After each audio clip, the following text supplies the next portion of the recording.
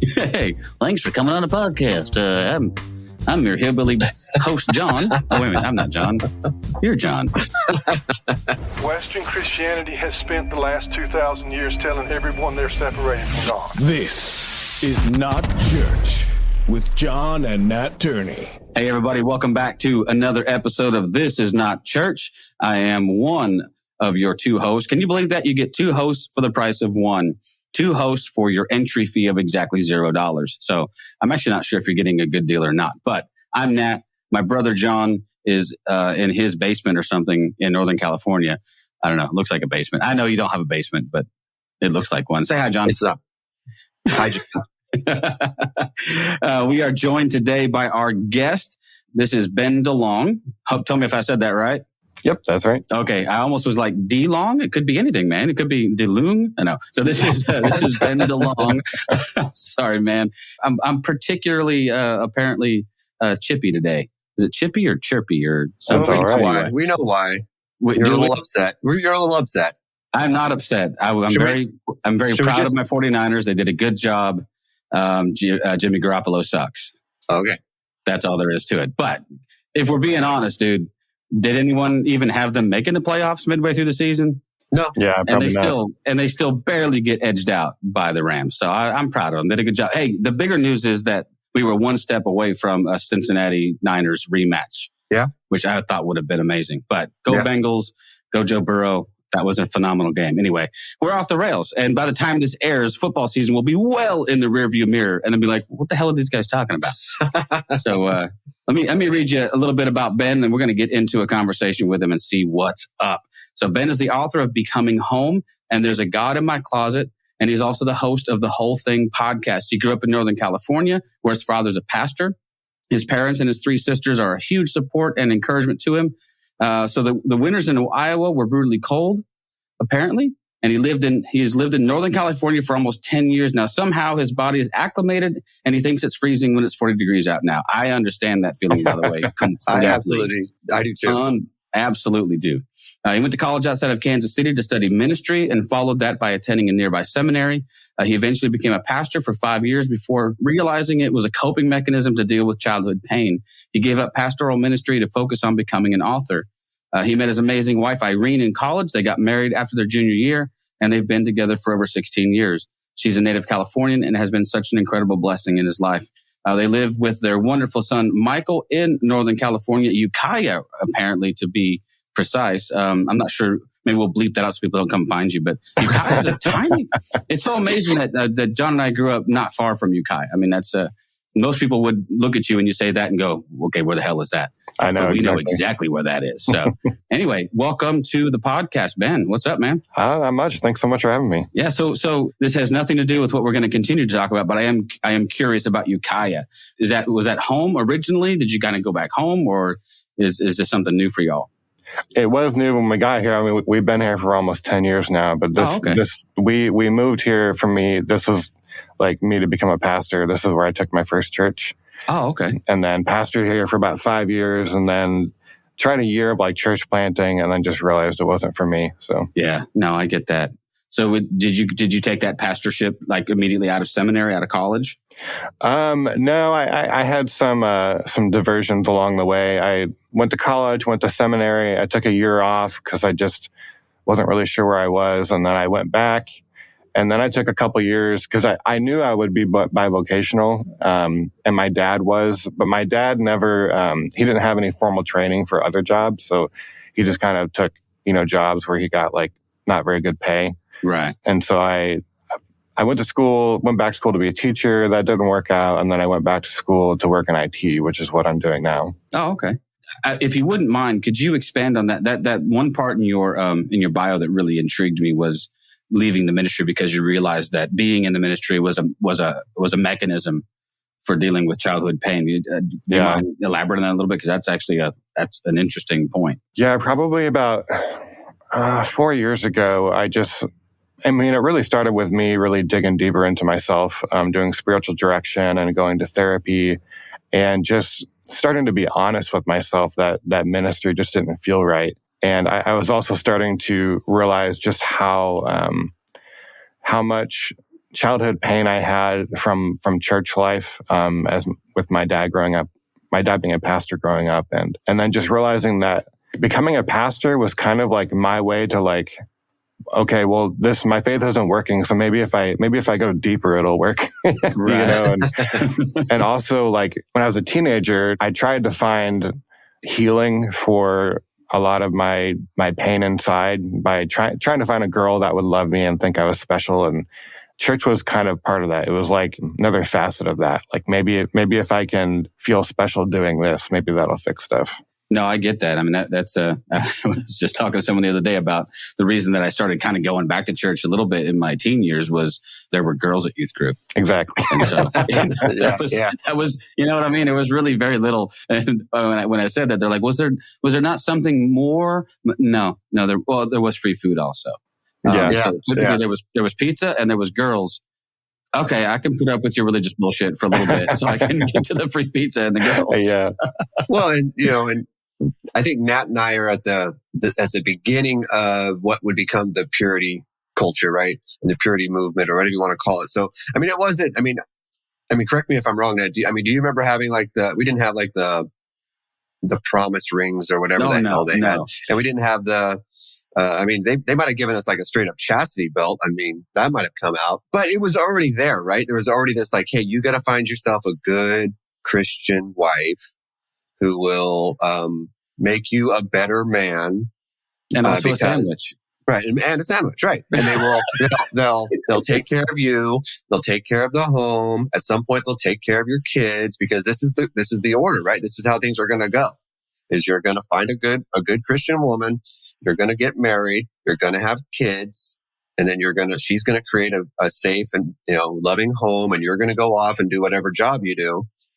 And, is that some of the pain or the childhood pain you're talking about? I mean, obviously there's more, and I'm kind of just glossing over some, but I mean, this idea that you had to fit into this mold, right? Because I can only speak for myself. I ended up not fitting into that mold at all.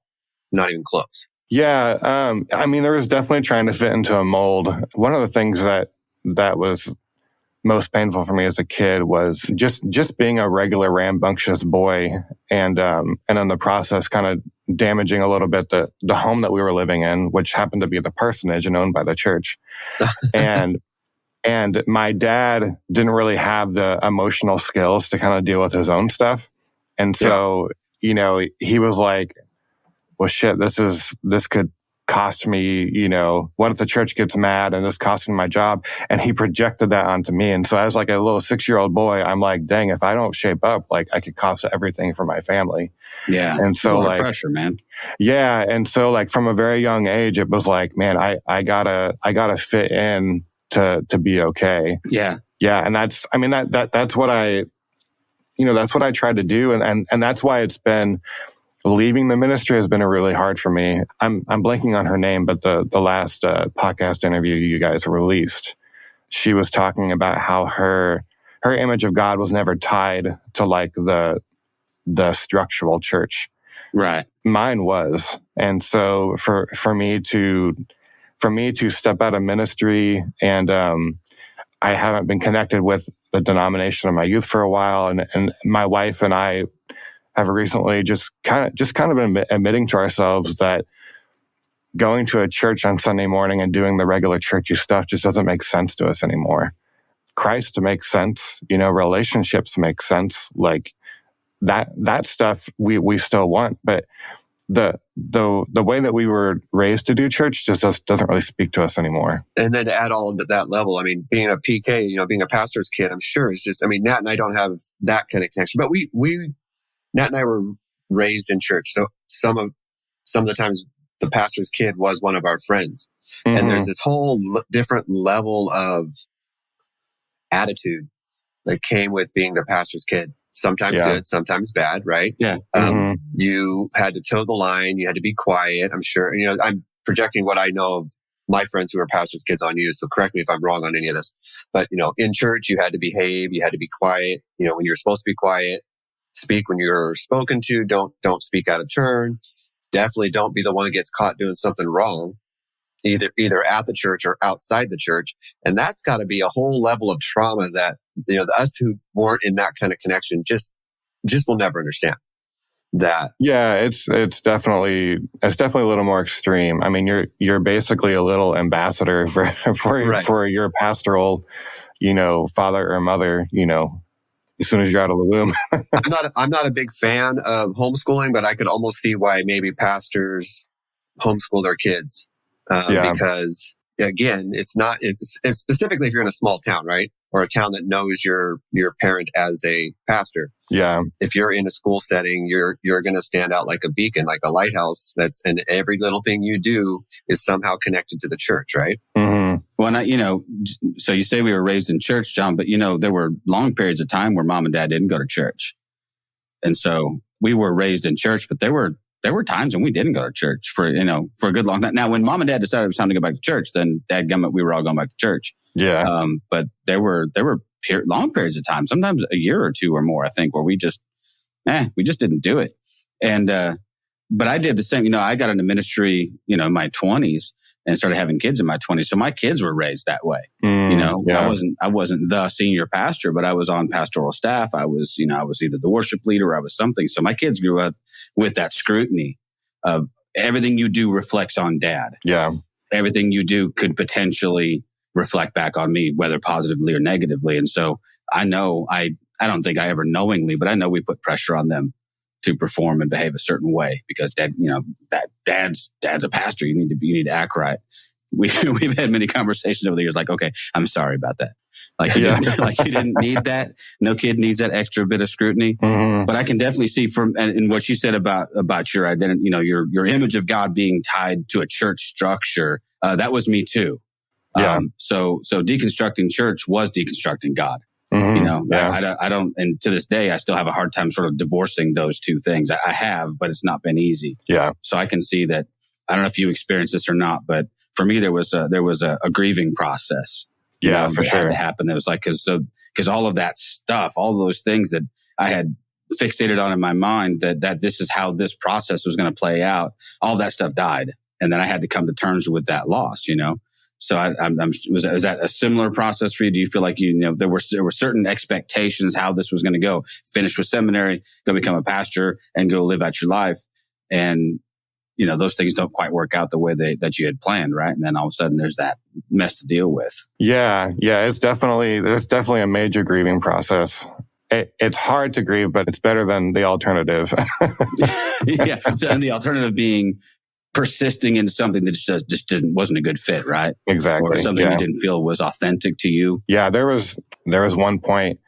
I wasn't a pastor of an actual church at the time. We were kind of dabbling in church planting, but we were going down to help my in-laws with some medical issues, and they were still connected to my wife's church from her teenage years, and so we would go with them to church whenever we went down to help them. And I finally, after like 3 or 4 times, I had to tell my wife, I'm like, I'm sorry, I can't go with you. Because every time I go, I morph into Reverend DeLong and I can't stand that guy. No. Like, no, not him again, right? Yeah. And does that sort of come out in how you, like, in like the way you talk to people or like sort of some sort of attitudes that come along with Reverend DeLong?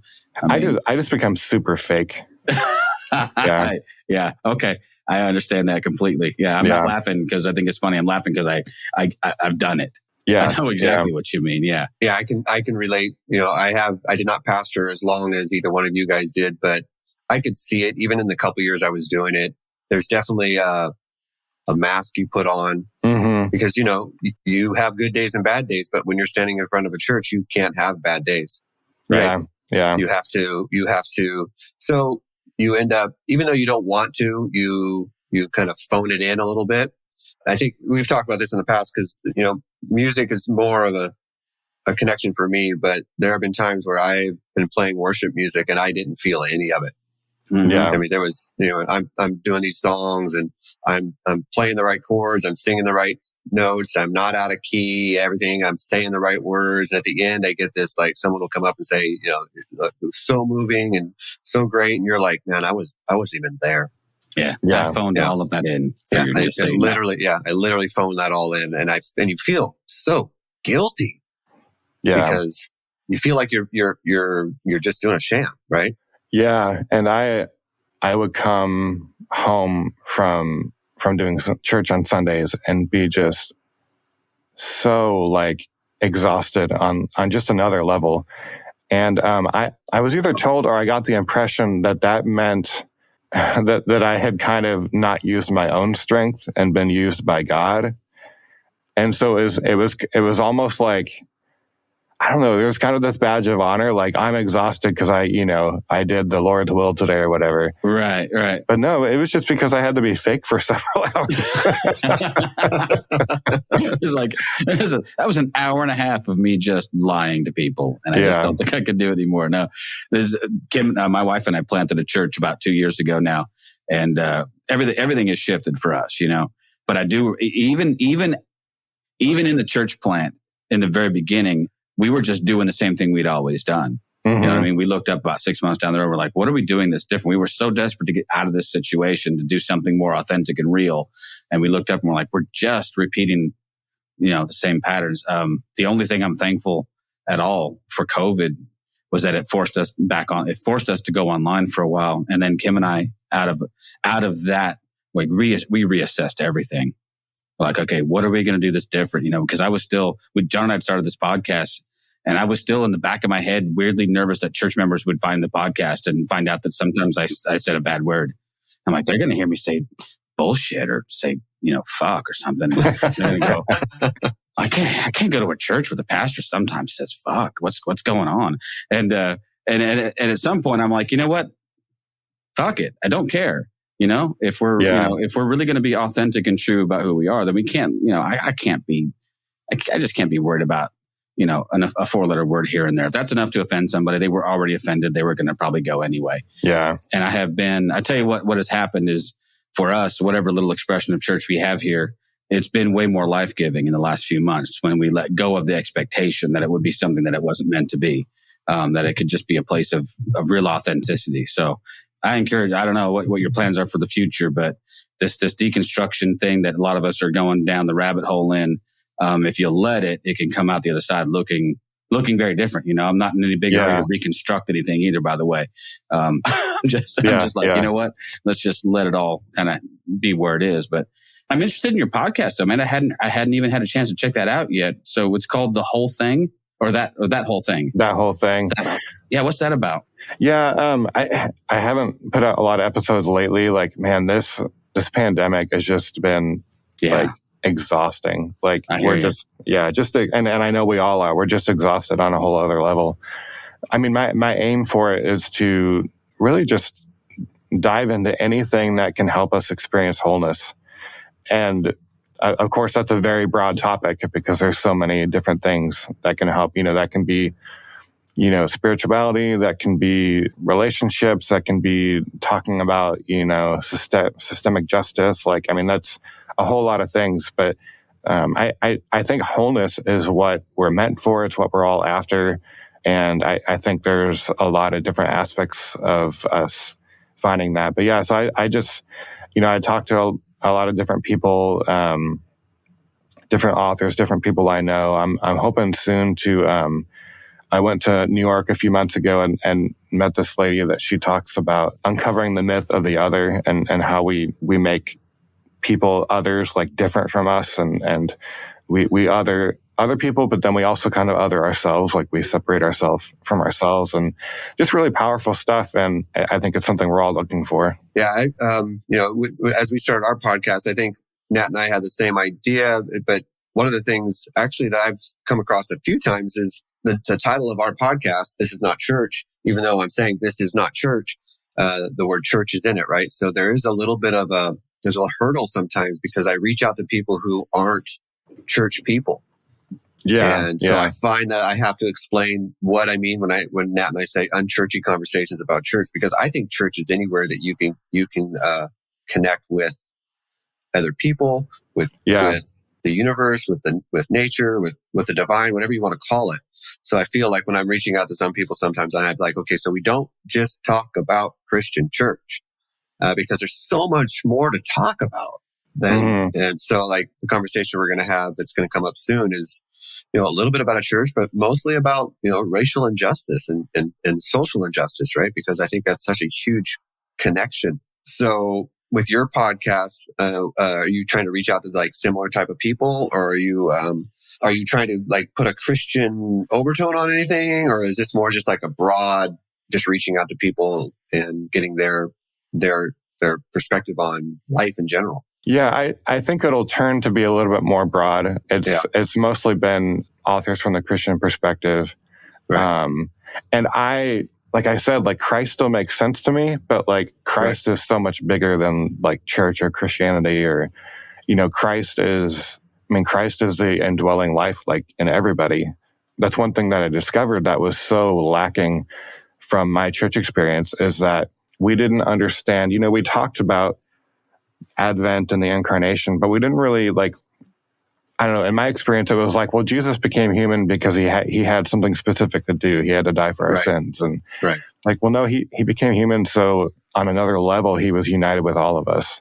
For me, it comes down to Christ, but Christ is universal. And so it doesn't matter what perspective, religious or social or whatever, like you still have some wisdom of Christ to speak to other people. No, it's very true. That rings true. I read Richard Rohr's book, Universal Christ, and that was, that was such an interesting take on that. And it's really interesting. The other thing that's interesting, and I've said the word interesting like 5 times now. So what's also very interesting, jeez, what's wrong with this guy? C.S. Lewis talked, a great, I love to pull out quotes of Lewis, because he's such a sort of darling of the evangelical world. I know, right? Yeah. But he wasn't really. And John and I we've made this observation a couple times that C.S. Lewis was always much more sort of candid in his letters than he ever was in his official works, right? Yeah. And so some of these quotes that you see that float around the talk, one of my favorites is when he talks about, it is Jesus and not the Bible, it's the true word of God. And it's like, my evangelical friends freak out. And, but, they're like, where did that quote come from? Well, it came from a letter, but there's places where he's spoken about this universality of Christ, where he's hinted at least that he's open to the idea that Christ is not exclusively Christian. That he doesn't exclusively belong to this denomination or this church. And if the truth of Christ is true, if the truth is true, wow, that's amazing. Well done, sir. But if the point was the redemption of humanity, then he can't be limited and confined to some, one particular structure. So that's been really liberating for me. It's allowed me to approach ministry differently. It's allowed me to approach people differently, because how it was growing up as a pastor's kid and growing up in the church, I remember this being a thing. We were supposed to befriend the unbeliever with the intention of converting them, though. There was always an ulterior motive. This was like sort of like friendship evangelism. It was all, like, hey, go out and, make a friend with somebody who's, and then invite them to church, work on them and start sharing the gospel with them, do the things you have to do. But I'm like, that always felt so bait and switch to me. You know what I mean? Hey, I want to be your friend, but really it's just a pretense. So I can try and indoctrinate you into my way of thinking, right? Yeah. So I was actually just, as y'all were talking, I was kind of flipping through your podcast, man, just to see who you'd had on. You've had some cool people on, man. Yeah, I've been pretty fortunate. Man, Brian McLaren. I love Brian McLaren. Almost got me fired. I need to have him on the podcast someday so I can tell him the story about when I had just read a Generous Orthodoxy, and I was just blown away. I'm still like deeply evangelical at this point, on staff in a very evangelical, right wing kind of conservative fundamentalist church. And I just read this book and my mind is just, yes, this is great. And I gave it to my pastor to read. I'm like, you need to check this out. It's really good. And then he was like, he came back a couple of days later, was like, this is the kind of crap you're reading. Like maybe this isn't the place for you. And I'm like, oh, okay. Well, I just sort of slunk away. But man, actually, it was cool because we've looks like we've crossed similar paths. You've had Matt Stefano on and Carl Forehand. I'm looking at Keith Giles a couple of times. So yeah, we've been treading some of the same waters. But there's some. Damn, Brian McLaren's a good catch, man. That must have been a good conversation. Yeah, it was really cool. He was really gracious, and he actually endorsed my novel Becoming Home, and I almost failed one of my seminary classes because of him. So. Really? Now you have to tell that story. How'd that go? Yeah. So basically it was talking about, like cross-cultural ministry. And the basic premise of my paper was that, you know, because in seminary ministry, I'm sure you experience this. It's all about, well, the message never changes, but the method changes. Sure. But the message always stays the same. And one of the things that Brian talks about is, but what you think the message is contingent upon your cultural understanding. And because we're transitioning from modernism to postmodernism, our message is going to be different because we have a different cultural perspective we're coming from. Yeah. And they're like, you can't change the message, you know, like. Yeah. But I like what you said. I mean, your perspective of that message does change. I mean, even if and I don't even agree that the message doesn't change necessarily, but certainly your perspective of it does. I know mine has. I mean, it's done a complete 180 in some places. And the other thing is that I find that sometimes if you'd asked me 10 years ago what I thought the gospel was, I would give a wholly different answer than I would give you now. Oh, yeah. You know, I would have just spat out some atonement theory. You know, I've been like, well, the gospel is that God was really pissed at us, and you know, he had to punish the sin, and blah, blah, blah. You know, I would have just given you a penal substitutionary atonement theory. You know, as best I understood it. That's the gospel. God was mad. Jesus made him happy. Everything is good. Yeah, that's a shit gospel. For God so hated the world that he sent his only son to get beat to hell on our behalf. To write John 3:16 all over again. But yeah, and I don't even know if I could articulate it the way I feel like it is now, but I bet you in 5 or 10 years, I would articulate it differently again. I mean, it's just based on experience and whatever else we've uncovered. And it's funny because I know growing up in the church environment that I did, like success and faithfulness meant like what the kind of person that you are and what you believe right now will be the same in 40 years. Like that. Yeah.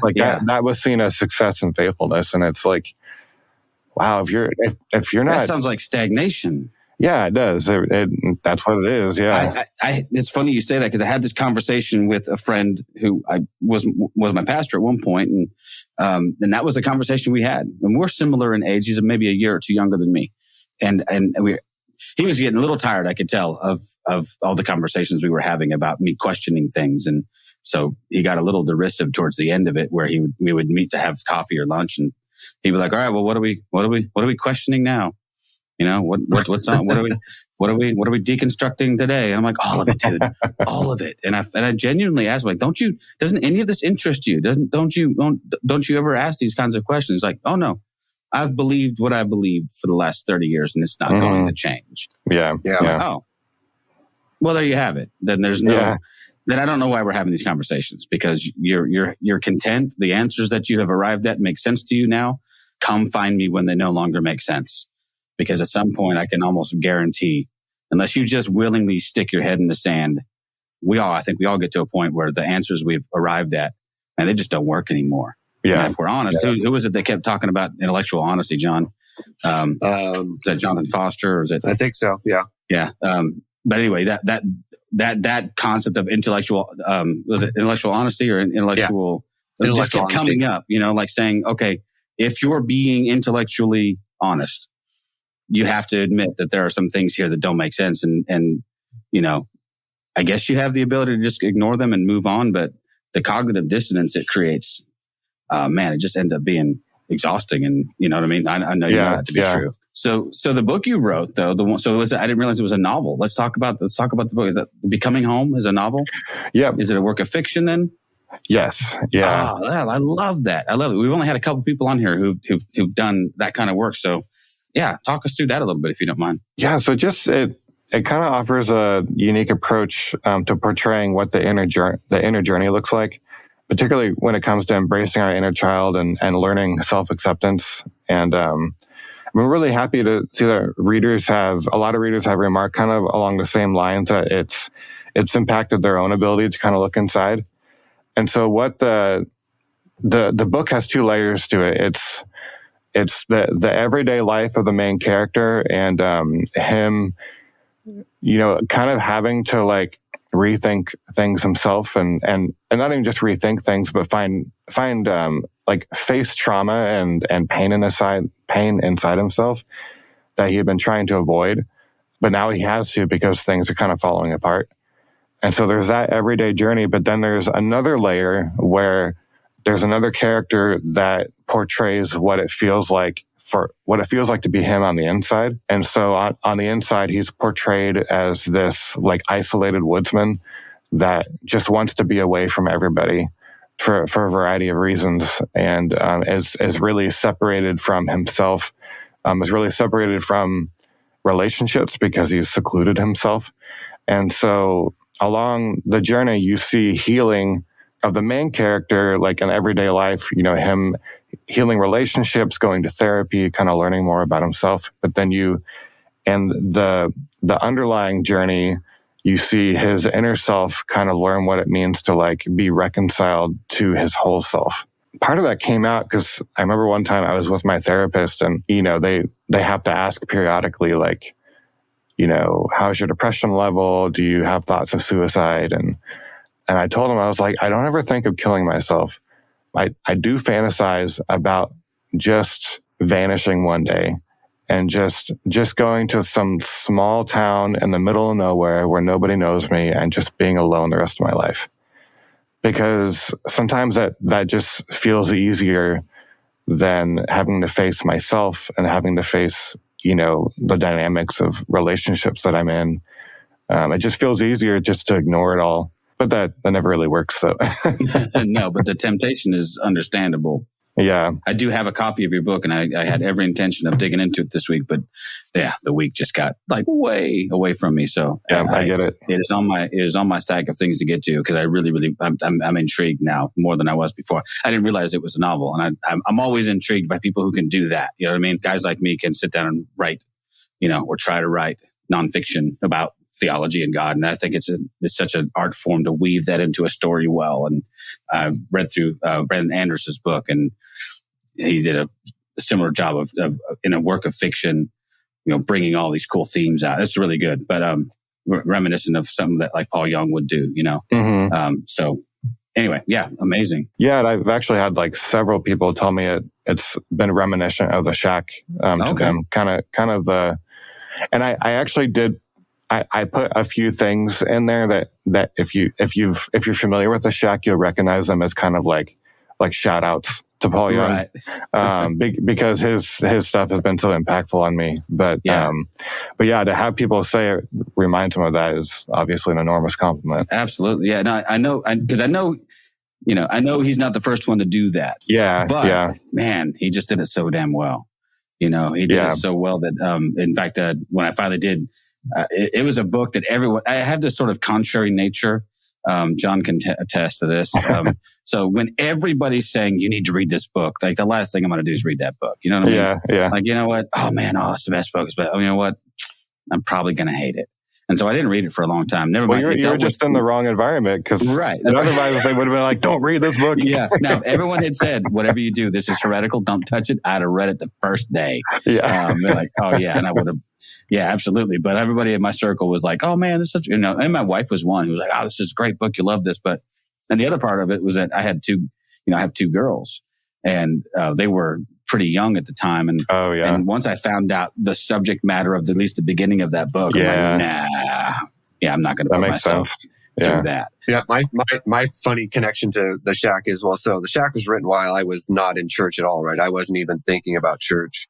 I had left the church so long ago, and it popped up, I think. And I honestly, to be perfectly honest, I thought it was another book like The Secret. Yeah, I did too. So I was like, it's just going to be stupid. And then I found myself back in a church, local Calvary Chapel church. And someone gave me a copy. I don't remember who or how I ended up. And I just ended up reading the whole thing. And I'm like, this is just the best thing I've ever read. So I go right to my pastor and I'm telling him about this book that I just read. Like, it's the newest thing, right? I'm the only one who knows about it. And he's being really polite, not saying anything. And it was probably 6 months before he finally was like, hey, you know what? I don't like that book. I don't believe in that. That book is a bad book. And, so, I mean, I'm glad that you found it. I'm glad that you like it, but its theology is all messed up, and you really need to rethink what you're reading here. And please this wasn't said, but it was like the undertone was, please just don't bring this book into our church. Don't talk to people in our church about this book. So that was, and I was just kind of blown away because I didn't think it was that heretical, really, to be honest. Yeah. And just to have, and then to find out as I'm reaching out to other people within a small faith community, how many people hated it, but had never read it. Exactly. Like, so when did you read it? Well, I haven't read it. I just know it's garbage. Like, wait a minute. Well, and the fact that so many people who did read it in the church got offended by what they thought of as theology. Right. Like if you think of that as just pure theology, like if that's all you get from it, then you have never gone to the depths apparently like the author has. Right. And that's very true. And I think the people that resonate with that book at all, I mean, and I think that's very, very many of us, by the way, are any of us who've had any kind of emotional trauma. You know, and you even if you just take it at face value, and it's just the story of a guy trying to make sense of a senseless tragedy. Even on that level, I mean, that makes sense. If you dig deeper and you realize, you know, we've talked to Paul a couple times, and we know that that's really his story, you know, but it's, you know, that's his story of childhood trauma. It's his story of the shame that he carried, all the stuff that broke him, you know, and taught him to be a chameleon and taught him to perform and to, you know, seek acceptance in other ways. And you see that and you go, okay, it's not, the theology I think is spot on actually. But I don't think it's ever been first and foremost a book of theology. I like what Baxter Kruger did with it when he did go and write the companion book for it. And then go, let me show you why this is actually orthodox, historic, apostolic. And actually what was really cool was, to my understanding, Paul hadn't done any real formal training. So a lot of what he stumbled upon, he just intuited. You know, and I think that blew Baxter away. It's like, okay, a guy with no real seminary training, not that he had education, obviously, but somebody who hadn't gone to school, like Baxter had gone to school for, had intuited all of this stuff about, he's like, oh, you're actually articulating this very well. This is Irenaeus. This is Athanasius. This is, you know, down the line. He's like, this is not heretical, you know. And my favorite line that Baxter ever says is, and I'll paraphrase it, something to the effect of, we've preached a false gospel for so long that when the true gospel is preached, we think it's heretical. So it's like, has this been your experience too? My experience has been that in the evangelical world that I grew up in, church history wasn't taught. And so we didn't know anything about anything prior to the Reformation. You know what I mean? Like church history began, you know, with Calvin and Zwingli and, you know. That's the thing is if we did talk about history, that's as far back as it went. So for us, Luther was, boom, everything started in, you know, whenever he nailed his treatise, you know, on the door of the church. But then I started hearing these names and it was actually, I can't remember who it was now. Might have been Baxter Kruger. I was reading through his book, Jesus and the Undoing of Adam. I don't know if you do this, but when I read books, when people name drop authors, I start making a list of, okay, I guess I need to check that book out. Okay, check that book out. He starts quoting. And next thing I know, I'm digging into the patristics. I'm digging into the church fathers. And I'm going, oh, look at all this really heretical stuff that was said, you know, 1800 years ago. Man, who are the real heretics now? So it's an interesting exercise, right? So that's cool, man. And that's not your first book. That's your second book or third book? That's my second. Second book. Okay. I wrote a book called "There's a God in My Closet" that came out about 3 years ago. Okay. Man, that's cool. I'm assuming those are all available in the places where people buy books. Yep, on Amazon, on my website, bendelong.com. I did notice that Becoming Home is down to like $9 on Amazon, so it's hard to beat that. Run and grab it, quick! Any plans to do like an Audible recording? Yeah, that's in the very beginning stages. Yeah, we're definitely working towards that.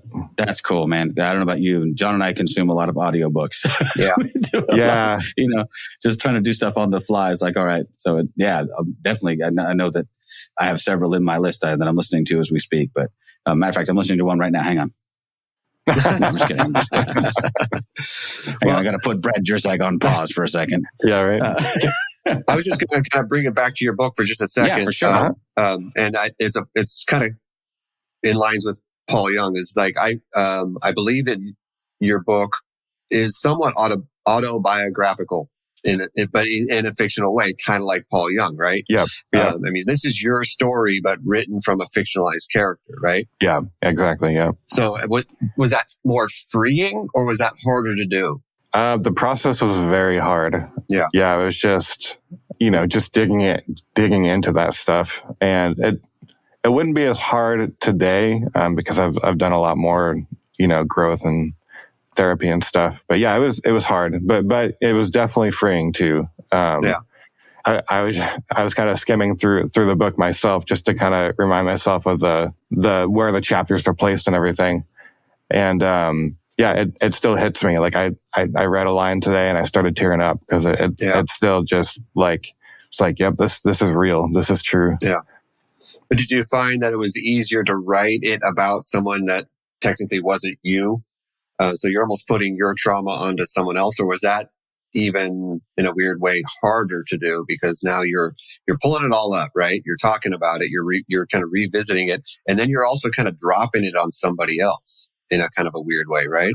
Yeah, it was definitely challenging to again challenging but good to kind of take some of the trauma that I experienced and then get down to the bottom. Okay, foundationally, why was this trauma so impactful? Right. And then how could that impact be fleshed out in trauma a different way for somebody else? Yeah. Which was difficult, but then it gets you to the bottom of like, oh, this is why this was impactful. And the heart of the book is the main character encountering and accepting his inner child. And that was the foundation of my trauma, is that when I experienced trauma, I blamed myself for it and I abandoned myself. And basically was like, I'm going to do away with you because you're just getting me in trouble. And then to come back, decades later as an adult and do therapy and spiritual direction and realize that none of that was true, and that, adults were projecting their own stuff onto me. But when you're a kid, it's like, well, the adults know best, and so you just kind of like, well, if they're messing up, they're perfect, so it must be my fault. Right. Yeah. Yeah, but that's the heart of it. Is just learning to accept yourself, and I think that's something we all wrestle with at some point. Oh yeah, for sure. Yeah. Well, the other side of that coin too, especially I would imagine as being a pastor's kid, you experienced this to some degree. Is my view of pastors was skewed towards them being borderline infallible. Oh yeah, like you wouldn't be in the pulpit if you didn't have the authority, and they reminded us all the time that they spoke with the authority of God. Yeah, and that they were the experts and that we weren't. And so, I was coming to terms with some of this recently. I'm like, why did I? My deconstruction started kind of late in life because really, I don't know why. I just believed it. I believed what they told me, even if it didn't make sense to me. Like what you just said made sense to me because I'm thinking, well, it must be me.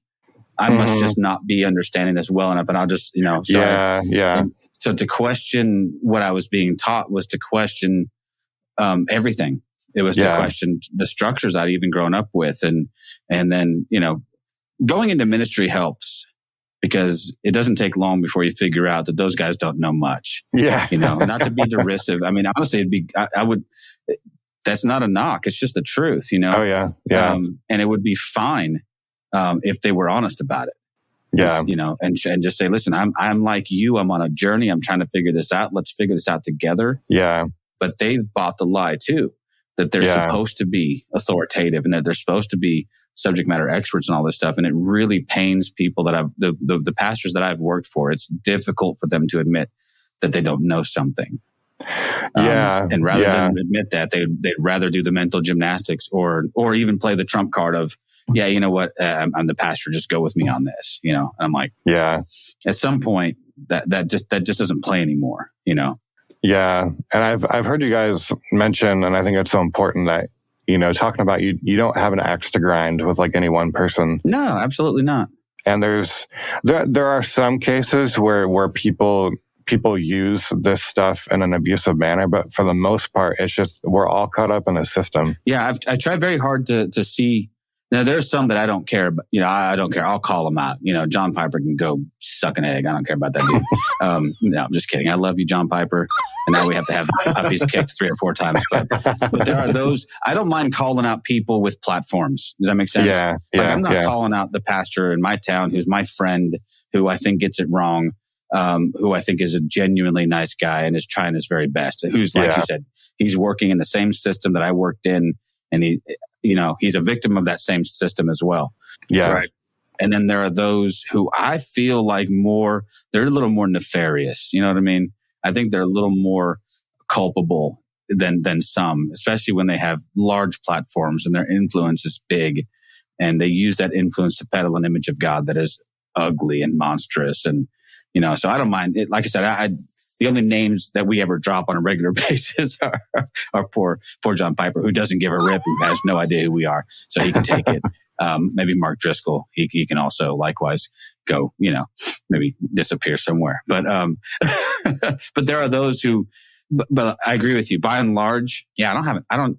In fact, I don't really have an extragram with those guys either. I really, when I critique them, I'm critiquing their ideology. Yeah, and I think that's fair game. I've had some people like, if you say something maybe less than complimentary about somebody or about something they've said, and why are you picking on so? I'm not. I'm telling you that their ideas are fair game, though.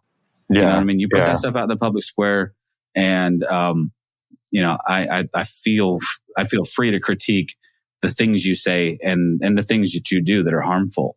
Yeah. But I'm not calling out him as a bad person. I'm not saying God doesn't love him. No, of course not. That's silliness. But neither does he get a pass. To a certain extent, that's kind of our responsibility when these celebrity preachers or pastors, whatever you want to call them, when they start spouting off stuff that's legitimately harmful to people, you have to call that shit out. You have to.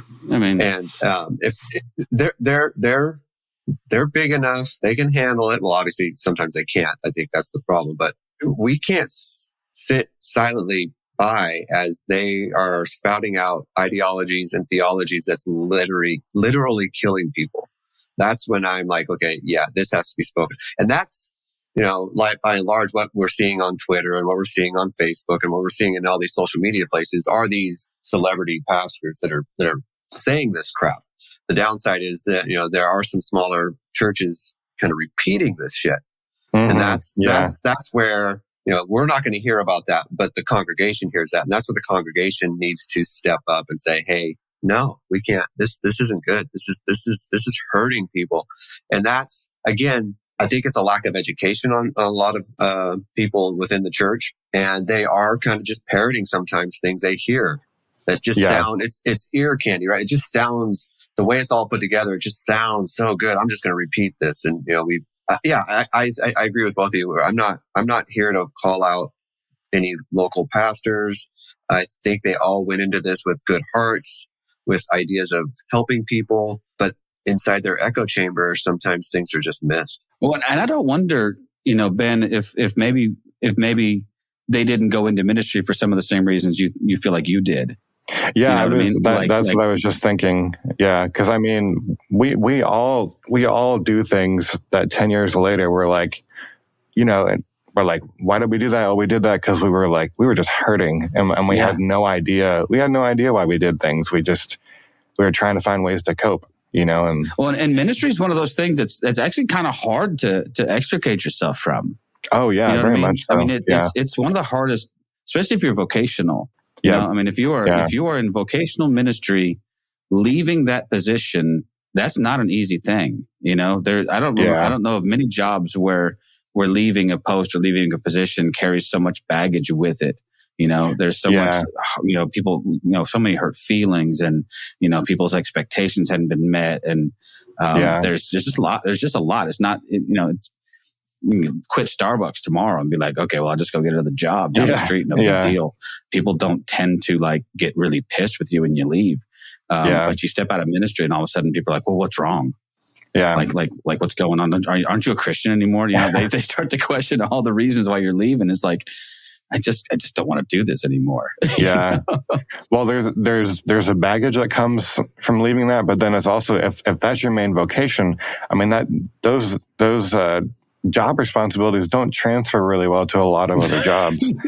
So like, what do you got to do? Like, you know, yeah. I mean, I guess if you could find a job where you listen to people gripe all day, maybe. Yeah. You just have to. I was going to think you just have to kind of start like putting down your job skills in terms of like running a corporation. Well, hey, I managed a budget of this many. Yeah. In my case, it would be I manage a church budget of literally hundreds of dollars a year. Literally, I have literally dozens of congregants in my church every week. It awesome. Cracks me up when people. I used to get accused of preaching an ear tickling message. No. Actually, most people don't like what I have to say, or we'd be packing them in the house, man. Yeah. We have a relatively small group of people who can tolerate that we're pushing the boundaries on some stuff. But yeah, I mean, I don't know. You're right. Those job skills don't. They don't really. I'm not even sure they'd help you get a job at Starbucks.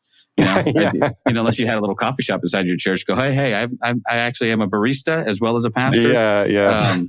But it's actually similar to it reminds me a lot of my friends who left the military. Depending on what they did in the military. If you were in the Army and you were an infantryman, you came out knowing how to shoot a gun. Right. Yeah. Okay. And law enforcement, that's pretty much, that might be, so a lot of those guys gravitate towards jobs where some of those guys just find themselves, kind of in that no man's land of like, okay, I don't really have any applicable skills here. What do I do, as a former soldier? I think former soldiers and former pastors might have a lot in common. Yeah. Like, okay, how does this translate? But yeah, like you said, unless you can find a job, you bartender, I think you mentioned listening to people gripe all day long. Maybe. Yeah. I think retired or just burnout pastors would make great bartenders, man. let me make you a Manhattan. Tell me about your day, man. I'm really good at listening. Yeah, right. At least in that case, you'd have at least a potential solution to their problem. Here's some alcohol. Yeah, okay, and I'm joking. That was a joke. Go ahead. Of course, this is kind of a cynical comment, but right. they'd probably be legitimate problems too. Like not I'm really frustrated with the color of our carpet or something. Oh man! Oh, thank God I don't have those kinds of issues now. But no, back in other churches I've worked in, who was it? Oh, I remember being someplace and. They were really, really upset that we were letting people drink coffee in the sanctuary because we just got new carpet. Yeah. And we were having like legit, like hard conversations about whether or not to let congregants continue to bring their coffee in the sanctuary. And I'm like, really, this is what we're talking about? Like there's a whole city of people outside our doors that are hurting and needing stuff. And we're concerned about whether someone's going to spill coffee on this carpet. Priorities need to shift, man. Yeah. But that is amazing. Hey, I hate to be that guy, but I do have to get out of here. Ben, man, I love the conversation. Don't forget, check out the website. You said bdelong.com, is that right? bdelong.com. All right, yep. bdelong.com, and also books available on Amazon. I'm sure wherever fine books are sold. Make sure and get you a copy while it's still only $9 something on Amazon. That's what a deal. Run. Yeah, it's hard to beat that. Run, don't walk. Keep up with what Ben's going to be doing, because I'm sure he's going to be doing some really awesome stuff in the future.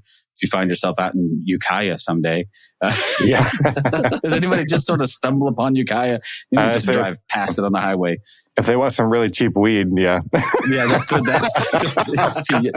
I actually resisted making the weed joke, and you went there. That's good. I love it. Is that still? That's not Humboldt County, right? That's no, but it's part of the Emerald Triangle, though. Yeah, it is. Is it? What county are you in? Is that Sonoma County? Mendocino. That's right. Okay, so yeah. Well, you're Humboldt adjacent anyway. I get you close enough. I tell people we need to start a game show for when they come to Ukiah called Weed or Skunk. I bet you they're wrong more than they're right. Oh yeah, I was actually at my somewhere yesterday in San Angelo, and I was like, oh man, weed! Someone's smoking weed, and I looked down, there was a dead skunk. I'm like, oh no, we're a dead skunk. So I would have failed that one that day. Yeah. All right, you guys. Hey, I appreciate you being on the podcast, Ben. Man, it was a lot of fun. Look forward to hearing what you're doing in the future. And best of luck to you, man. John? Yeah, for sure. My brother, my homie. Peace. Peace out. Thank you, guys. We'll see you later. All right. Thank you for listening to This Is Not Church. Be sure to rate and review the podcast on your platform of choice. If you would like to partner with us, visit patreon.com/thisisnotchurch, where you will receive exclusive content such as early access to episodes, videos of upcoming episodes, and live Q&A sessions. Be sure to check out our Facebook group or follow us on Twitter and Instagram. All the links are in the show notes. We'll be back soon with another episode.